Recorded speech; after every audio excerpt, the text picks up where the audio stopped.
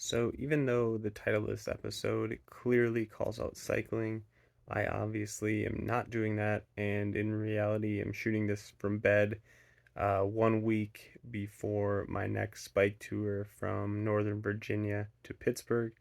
The reason I'm shooting this video is to give a look into an aspect of my life that at times really affects my ability to cycle at all and affects me in basically every fashion of life. So, for the past 2 to 3 days, I've been in a pretty intense bout with an arthritic reaction due to something or a condition I have called ankylosing spondylitis.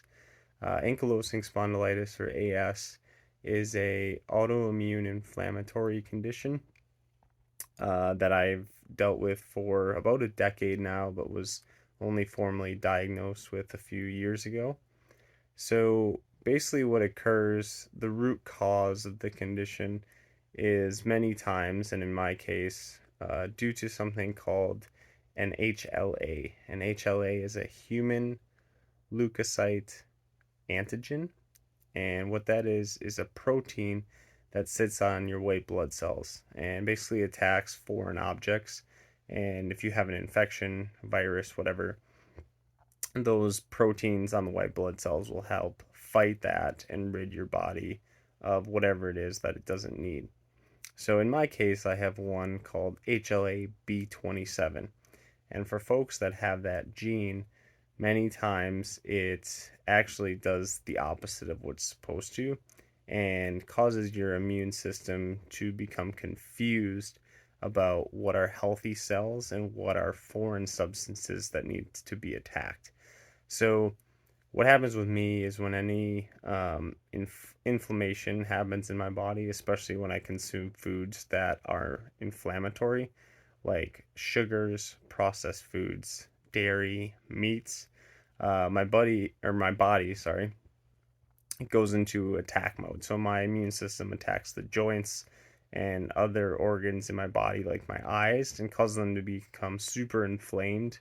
And if it gets bad enough, it's literally an arthritic reaction. So for the past 2 or 3 days, my left hip has been attacked, and it was to the extent that last night I had to crawl up the stairs, could barely sit or stand without significant effort, and even rolling over in bed is quite the chore and a lot of pain. So it's something that, in a week from now, I hope is cleared up and good to go so I can hop on the bike. But there's a lot of considerations and a lot of things that are gonna need to occur to make that happen. So what I'm gonna do in this kind of sub mini series on my page is to explain more about ankylosing spondylitis, inflammation, autoimmune diseases in general, and just explain the things that I have to think about when I'm going to be bike touring to be able to make that happen and consciously and actively be fighting inflammation on a daily basis.